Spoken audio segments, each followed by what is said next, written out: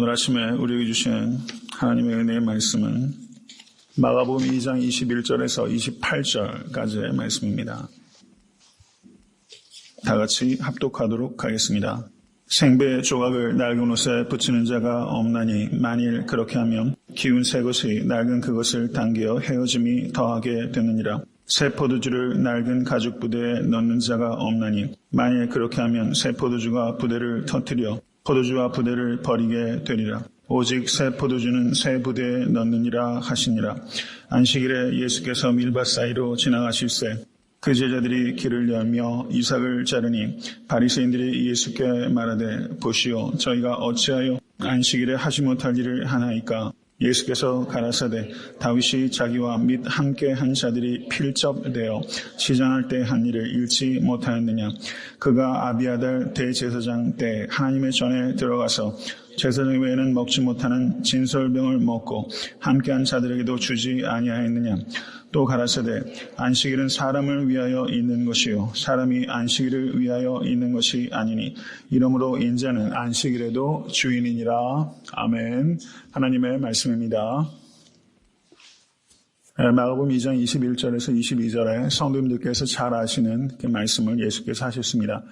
생배 조각을 낡은 옷에 붙이는 자가 없나니 만일 그렇게 하면 기운 새 것이 낡은 것을 당겨 헤어짐이 더하게 되느니라. 새 포도주를 낡은 가죽 부대에 넣는 자가 없나니 만일 그렇게 하면 새 포도주가 부대를 터뜨려 포도주와 부대를 버리게 되리라. 오직 새 포도주는 새 부대에 넣느니라 하시니라. 아멘. 믿으십니까? 예수님께서는 이렇게 비유로 가르치실 때 우리의 일상생활 속에서 경험하는 그런 소소한 일들을 통해서 이렇게 진리의 말씀을 가르치셨어요. 하늘의 새들을 통하여 그 드레핀 백합화를 통해서 영적인 진리를 우리에게 가르쳐 주셨습니다. 여러분 우리의 삶의 일상 속에서 하나님의 영적인 진리를 발견하시는 여러분과 제가 될 수 있게 되길 간절히 바랍니다. 여기에서 낡은 옷과 낡은 가죽 부대, 낡은 옷과 낡은 가죽 부대의 특징은 무엇입니까? 그것은 신축성이 없다라는 특징이 있는 거예요. 유연하지 못한 거예요. 여러분 사람도 유연하지 못하고 뻣뻣하면 건강하지 못한 것입니다. 낡은 옷에 생배 조각을 붙이게 되면 그 생배 조각이 낡은 옷을 당겨서 헤어지게 되는 것이고 낡은 가죽 부대는 어떻습니까? 낡은 가죽 부대는 그 안에 포도주를 많이 담았던 가죽 부대예요. 그러면 안에 그 포도주에 있었던 그 당분 같은 이 들어붙어서 거기가 빳빳해지는 것입니다. 그러면 새 포도주를 거기에 넣게 되면 이게 발효하면서 이게 팽창하게 되는 것이죠. 그럼 낡은 가죽 부대가 신축성이 없기 때문에 낡은 가죽 부대가 터져버리게 되는 것입니다. 그럼 낡은 옷과 낡은 가죽 부대는 동일한 것을 상징하는 것이고 그것은 유대교의 율법주의, 형식주의를 낡은 옷과 낡은 가죽 부대가 상징하는 것이다 라고 말할 수 있을 것입니다. 그러면 생배 조각과 새 포도주는 무엇을 상징하는 것이겠습니까? 이것은 예수 그리스도의 복음을 상징하는 것입니다. 예수 그리스도의 복음은 유대교의 형식주의와 그리고 유대교의 율법주의로는 담을 수 없는 그런 새로운 가르침이라는 것을 예수께서 가르치신 것입니다. 여러분 자신을 한번 되돌아보실 수 있기를 간절히 바랍니다. 우리가 신앙생활을 하면 영적으로 깊어진다는 것은 그만큼 유연해지는 것을 의미하는 거예요. 우리가 본질에 있어서는 제가 늘 강조하죠. 본질에는 강철같이, 비본질에는 갈대같이. 우리가 유연해야 돼요. 갈대같이 유연해야 됩니다. 비본질에 있어서. 그리고 본질에는 강철 같아야 합니다. 그런데 신앙생활 하다 보면 우리가 어떻게 되기가 쉽습니까? 율법주의에 빠지기가 쉽다는 거예요. 우리 역시 신축성이 적어질 수 있다는 것을 경계 삼으실 수 있는 여러분과 제가 될 수 있게 되기를 간절히 소원합니다. 오늘 본문 말씀 2장 23절에서 28절까지의 말씀은 5가지 논쟁 이야기들 가운데 4번째 논쟁 이야기입니다. 이 말씀은 안식일에 해서는 안 되는 일에 대한 가르침을 예수께서 주셨습니다. 마가복음 1장 29절에서 31절을 보시면 예수님께서 안식일에 시몬의 장모의 열병을 고치셨습니다. 예수님께서 사적인 공간에서 질병을 고치셔서 그렇지 예수께서 안식일에 질병을 고치셨다라는 것은 그것은 매우 심각한 문제를 유대인들에게 일으킬 수 있는 일이었다는 것을 우리가 볼 수 있습니다. 갈등 요소가 예수께서 안식일에 시몬의 장모의 열병을 고친 그 사건 가운데 이미 있는 것입니다. 유대인들에게 있어서 안식일의 의미는 참으로 각별한 것입니다. 예루살렘 성전이 소실된 것이 주전 587년입니다. 예루살렘 성전이 무너진 이후로 유대인들에게 있어서 이 안식일의 의미가 훨씬 더 각별해지게 되었습니다. 그리고 유대인들이 바벨론의 포로로 가 있으면서 이 안식일을 유대인들의 정체성으로 지킨 것입니다. 유대인 하면 이방 민족이 안식일을 지키는 사람, 이렇게 이방 민족들이 생각을 했을 정도예요. 그래서 유대인들이 안식일을 지키는 것을 이방 민족들이 조롱도 하면서 어느 정도는 보장해 주기도 했던 것입니다. 유대인 하면 안식일을 지키는 사람, 이런 등식이 성립하고 있었던 것입니다. 안식일에 관련돼서 매우 중요한 사건 가운데 하나가 제가 일전에도 한번 말씀을 드렸는데 주전 167년에 마카비 혁명이라는 것이 있었습니다. 그때 시리아 군대들이 이 마카비 군들을 마카비가 일으킨 그 혁명군들을 시리아 군대가 쫓아오게 됩니다. 그런데 전쟁을 하다 보면 안식일도 통과하게 되는 것이죠. 그런데 안식일을 지키기 위해서 이 마카비 군들이 저항을 하지 않았어요. 그래서 무려 1000명이나 학살을 당하게 됐어요. 여러분 이게 이해가 되십니까? 안식일을 지키기 위해서 전쟁 중에서 전쟁을 포기해버린 거예요. 그래서 1000명 가까이 도륙을 당했어요. 그래서 그때 이후로 유대인들이 안식일에는 공격을 받을 때에는 자기를 방어할 수 있는 새로운 규정을 안식일 규정 가운데 만들 정도로 유대인들에게 있어서 이 안식일은 목숨을 걸고 지키는 규례였다는 것을 우리가 생각해야 된다는 것입니다. 주후 2세기경에 유대교 구전법의 집대성이라고 할 수 있는 미시나라는 책이 있습니다. 미시나. 이것은 매우 성경을 연구하는 데 중요한 책입니다. 거기에 보면 안식일에 해서는 안 되는 일 39가지가 기록되어 있습니다. 오늘 본문 말씀을 한번 보시죠. 23절 보세요. 안식일에 예수께서 밀밭 사이로 지나가실새 제자들이 그 길을 열며 이삭을 자르니 바리새인들이 예수께 말하되 보시오 저희가 어찌하여 안식일에 하지 못할 일을 하나이까 이렇게 말하고 있죠. 안식일에 하지 못할 일을 하나이까. 그러니까 지금 이 바리새인들과 예수님과의 논쟁은 안식일에 어떤 일들을 하지 못하는 일인가에 대해서 바리새인들과 예수님 사이에 거기에서 격렬한 충돌이 일어나고 있다는 것을 우리가 볼 수 있습니다. 미시나에 있는 그 39가지 안식일에 하지 못하는 일들을 제가 빨리 읽겠습니다. 그 내용을 한번 보세요. 얼마나 황당한 일들이 많은가. 씨 뿌리는 일, 밭 가는 일, 수확하는 일, 곡식단 묶는 일, 타작하는 일, 키질하는 일, 곡식 고르는 일, 맷돌질, 채질하는 일, 반죽하는 일, 빵 만드는 일, 양털 깎는 일, 표백하는 일, 짐승털 다듬는 일, 염색하는 일, 물레 돌리는 일, 끈을 고쳐매는 일, 바늘기 꿰는 일, 모직물 직조하는 일, 분류하는 일, 끈 매는 일, 푸는 일, 바느질하는 일, 곡식 찢는 일, 사냥하는 일, 짐승 잡는 일, 가죽 벗기는 일, 고기를 소금에 절이는 일, 가죽 처리하는 일, 닦는 일, 자르는 일, 글씨 쓰는 일, 글씨 지우는 일, 건축하는 일, 허물 엇드리는 일, 집 나르는 일, 불 켜는 일, 불 끄는 일, 안식일 전에 시작했던 일을 끝마치는 일, 이런 일들이 안식일에 해서는 안 되는 일이에요. 여러분 굉장히 황당한 규제들이 많이 있죠. 글씨 쓰는 것도 못하고 글씨를 지우는 일도 못하고 바늘귀 깨는 일도 못할 정도로 이 안식일 규례가 이 정도로 철저했다는 겁니다. 이렇게 39가지 안식일 규례가 미시나라는 책이 있어요. 제 방에도 이 책이 있습니다. 유대교를 공부를 저도 했기 때문에 이 미시나라는 책에 39가지 규례가 있는데 여기에 각 조항마다 시행세칙이 6가지를 만들었어요. 그럼 39 곱하기 6을 하게 되면 몇 가지가 되는 겁니까? 234가지가 되는 거예요. 안식일에 해서는 안 되는 일들이 계속적으로 이렇게 팽창을 시켜가지고 엄청나게 이 안식일에 해서는 안 되는 일들을 유대인들이 만들고 있었던 것입니다. 그런데 지금 제자들이 안식일에 밀밭 사이로 지나가다가 거기에서 길을 여며 이삭을 잘랐어요. 이것은 이 미시나에 나오는 안식일에 해서는 안 되는 일 가운데 추수하는 일에 해당되는 것입니다.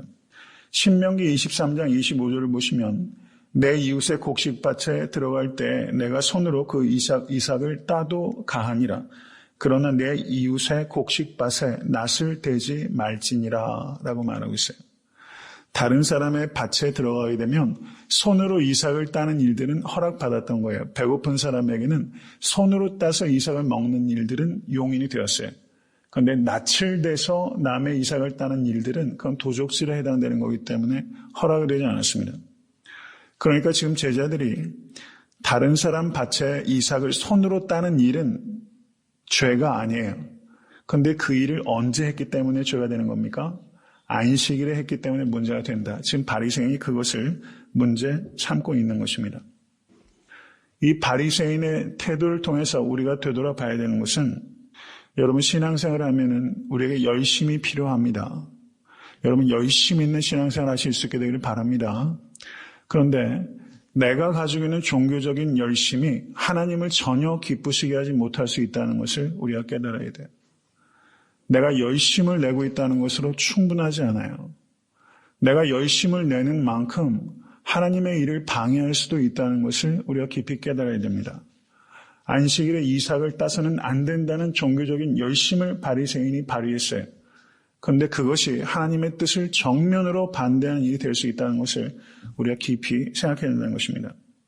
이것에 대해서 예수님께서 이렇게 가르치십니다. 25절, 26절의 말씀을 보십시오. 예수께서 가라사대 다윗이 자기와 및 함께한 자들이 핍절되어 시장할 때 한 일을 잃지 못하였느냐. 그가 아비아달 대제사장 때 하나님의 전에 들어가서 제사장 외에는 먹지 못하는 진설병을 먹고 함께한 자들에게도 주지 아니하였느냐 라고 말씀합니다. 이 말씀은 사무엘상 21장에 나오는 말씀을 예수님께서 인용하셔서 가르치시고 계신 것입니다. 이 상황에 대해서 제가 간단하게 말씀을 드리겠습니다. 다윗이 사울을 피해서 노비라는 지역에 가게 됩니다. 그리고 그곳에서 성소에 들어가게 됩니다. 그런데 다윗이 도피 중에 있었기 때문에 너무 배가 고파서 거기 제사장에게 떡을 좀 달라고 간청을 하게 됐어요. 그런데 항용떡이 없었다. 성경은 그렇게 말합니다. 일반적으로 먹을 수 있는 떡이 없었어요. 그리고 떡이라고는 진설병밖에 없었습니다. 근데 진설병은 율법이 제사장들만 먹을 수 있게 된 떡이에요. 진설병은 그런 떡입니다. 하나님께 제물로 제단에 드려진 떡이에요. 안식일마다 빵 12덩어리를 밀로 만들어서 제단에 열을 지어서 놓는 떡이 진설병이에요. 그러면 그 다음 안식일에 새 빵으로 드리면서 그 전 안식일에 드렸던 진설병을 거두어서 그것을 제사장이 먹는 거예요. 제사장만 먹을 수 있는 떡입니다. 그런데 다윗이 너무 허기가 져서 떡을 달라고 했더니 노베 제사장이 그 떡을 제사장만 먹는 떡을 다윗에게 주었다는 거예요. 이것을 우리가 표면적으로 보면 이 제사장은 율법을 어겼습니까? 지켰습니까? 율법을 어겼어요. 그런데 예수님께서는 이 제사장의 행위를 칭찬하십니까? 비난하십니까? 칭찬하고 계시다는 거예요. 여러분 여기에서 우리가 생각해야 되는 거예요. 여기에서 이 제사장은 율법의 문자는 어겼어요. 그러나 율법의 정신을 지켰다는 것입니다. 진설병은 거룩한 떡이에요. 그런데 거룩한 떡을 제사장에게만 주라고 하는 그 율법의 문자를 지키다가 배고파서 허기진 사람들의 필요를 외면할 수 있다는 것, 그것에 대해서 예수께서는 그건 옳지 않은 것이고 하나님께서 그 율법을 주신 것은 그렇게 적용하라고 준 것이 아니다 라고 예수님께서 가르치신 것이라는 겁니다. 진설병은 거룩한 떡입니다. 그렇지만 그 진설병 자체가 절대적인 가치를 가지고 있는 것은 아니에요. 지금 따라오고 계시죠? 안식일은 어떤 날입니까? 거룩한 날이에요. 진설병은 거룩한 떡이에요. 내 거룩한 떡도 누구를 위해 있어요? 사람을 위해 있는 거예요. 안식일은 거룩한 날입니다. 그러면 이 안식일은 안식일은 사람을 위해 있는 거예요. 그렇지 않습니까? 예수님께서 지금 논리를 그렇게 가르치고 계신 거예요. 예수님께서는 유대인들에게 안식일을 지키라는 하나님의 말씀에 대하여 너희들이 지나치게 그 세부 항목을 만들어서 그것이 율법주의와 형식주의가 돼버린 것이다. 지금 예수께서 지금 시장하에서 제자들이 이삭을 따고 있잖아요. 그런데 바리새인들은 시장한 사람들의 그 허기진 배를 알지 못하는 사람이에요. 그렇기 때문에 안식일에 이삭을 따서는 안 된다고 얘기하는 거예요. 제사장만 진설병을 먹을 수 있다는 것을 끝까지 지켜야 된다고 가르치는 거예요. 근데 예수께서는 그것을 뒤집고 계신 거예요. 그렇게 적용하는 것이 옳은 것이 아니다. 율법의 문자보다 중요한 것은 율법의 정신이고 하나님께서 그 율법을 주신 그 뜻을 너희들이 온전히 분별해야 한다. 이렇게 말씀하신 것입니다. 우리가 신앙생활을 하다 보면요, 자꾸 율법주의자가 되기가 쉬워요. 내가 안식일을 지키면서 그 안식일을 다른 사람을 판단하고 정죄하는 수단으로 삼아서 다른 사람에게 멍해를 주기가 쉽다는 것을 우리가 깊이 생각해야 됩니다. 바리새인처럼 되면 안식일은 휴식과 축복의 날이 아니라 안식일은 무거운 멍해를 지는 규정의 날이 돼버리고 마는 것입니다. 예수님께서는 안식일 자체의 의미를 폐기하신 것이 아니라 안식일의 본래의 의미로 되돌아가라. 이것을 예수님께서 가르치신 거예요. 그리고 뭐라고 말씀합니까? 27절 보십시오. 27절, 28절 다 같이 읽겠습니다. 안식일은 사람을 위하여 있는 것이요 사람이 안식일을 위하여 있는 것이 아니니 이러므로 인자는 안식일에도 주인이니라. 이렇게 말씀하셨어요. 그리고 3장 1절에서 6절 내일 강의할 내용입니다.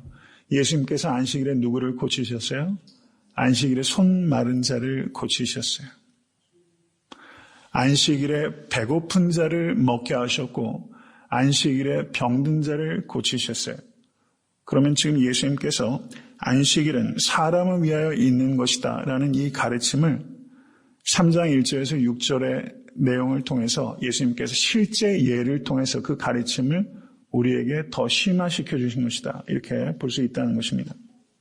말씀을 맺습니다. 여러분께서 만약에 그 노베 제사장이라고 한번 생각해 보세요. 만약에 다윗과 같은 사람이 와서 제사장님 너무 배가 고픕니다. 진설병을 좀 주시겠습니까? 라고 성도님께 와서 요청을 한다고 한번 가정을 해보십시오. 그럼 성도님들은 그 진설병을 다윗과 같이 배고픈 자들에게 내어줄 수 있는 신앙을 가지고 있습니까? 아니면 진설병은 제사장들만 먹으라고 성경에 나와 있지 않느냐? 그러면 나는 내어줄 수 없다라고 말하는 그런 신앙을 가지고 있는가? 이것은 우리에게 매우 중요한 것을 생각하게 하는 것입니다. 조금 다른 일례지만 제가 일전에 한 목사님 설교 말씀을 듣다가 그런 이야기를 설교 중에 하신 것을 제가 들었어요. 그 한국의 반포가 예전에 여름에 물난리가 나면 반포 밑에 막 지하상가들 굉장히 많죠. 거기에 물이 꽉 찼어요. 제가 미국에 유학 오기 전에도 그런 뉴스들이 매 여름마다 많이 났던 것 같아요. 그런데 반포에도 교회들이 많이 있지 않습니까? 그래서 물난리가 나서 그 교회에 뭐라 그러죠? 이 물을 빼는 거. 양수기라고 그러나요? 제가 이런 걸 잘 몰라요. 양수기를 교회에 좀 빌려달라고 그 지역 상가 그 상인들이 교회에 요청했던 모양이에요. 그런데 교회 장원 중에서 그런 일들을 교회적으로 책임을 지시는 분이 양수기는 교회의 성물이기 때문에 절대 교회 밖으로 내보낼 수 없다. 이래가지고 그걸 거절하셨다는 이야기가 있어요. 그래서 많은 사람들의 조롱거리가 됐다는 이야기를 설교 가운데 하시더라고요. 여러분 이게 황당한 이야기죠. 그런데 실제 교회에서 이런 일이 벌어져요. 성물이기 때문에 안 된다는 거예요. 성물이기 때문에 거룩한 떡이기 때문에 배고픈 자에게 못 주겠다는 거예요. 거룩한 날이기 때문에 죽어가는 사람 고치지 못하겠다는 것이 바로 유대인들이 생각해요. 실제 우리가 신앙생활하면서 이게 뭡니까? 낡은 부대예요. 이게 뭐예요? 낡은 옷이에요. 그냥 탁탁해져가지고 신축성이 없어요. 생각하는 신앙이 없어요. 그리고 그 정신이 무엇인지를 깊이 생각하지 않아요. 우리가 문자를 쫓아서 신앙생활하는 것은 쉽습니다. 근데 문자 이면에 정신을 생각하는 것은 그것은 우리에게 굉장히 도전적인 거예요. 문자의 이면의 정신을 깊이 생각하실 수 있게 간절히 바랍니다. 왜 이것이 중요한 거 아니? 우리가 살아가는 삶의 환경들은 어때요? 계속적으로 변화하게 됩니다. 그런 새로운 환경들이 있잖아요. 가령 게놈과 같이 이런 유전자 조작해가지고 하는 여러 가지 그런 윤리적인 문제들이 굉장히 많이 새로운 이슈들, 환경 문제, 경제 윤리 이런 문제들이 굉장히 많은 새로운 이슈들이 나오잖아요. 여러분 그 모든 문제들에 대해서 성경은 답을 가지고 계신 것을 믿으실 수 있게 간절히 바랍니다. 그럼 성경이 답을 가지고 있다는 얘기는 바로 그것에 대해서 정확하게 말을 하고 있다는 얘기가 아니라 성경에 가지고 있는 원리들이 있는 거예요.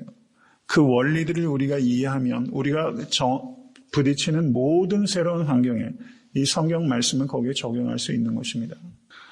여러분 생각하고 도전하는 것을 결코 멈추지 않으실 수 있는 사랑하는 성도 되실 수 있기를 간절히 바랍니다. 제가 성경 공부할 때 몇 차례 말씀을 드렸는데요. 그 마틴 루터가 종교개혁을 하면서 95개조 반박문을 캐톨릭을 향해서 반박문을 내세웠어요. 그런데 그 반박문을 내세웠던 그 도시의 그 성당 앞에 하나의 현수막이 더 거기에 걸려 있는데 결코 멈추지 말아라. 생각하고 도전하는 것은. 그것이 마틴 루터 종교개혁을 했던 그 역사적인 장소에 그 현수막이 있다는 거예요. 결코 멈추지 말아라. 생각하며 도전하는 것은. 이게 종교개혁의 정신이에요. 우리가 생각하고 도전하는 것을 멈추게 되면 우리는 낡은 부대와 낡은 옷과 같이 된다는 것을 생각하시고 여러분 나이와 상관없이 여러분 유연해지실 수 있게 되기를 간절히 바랍니다.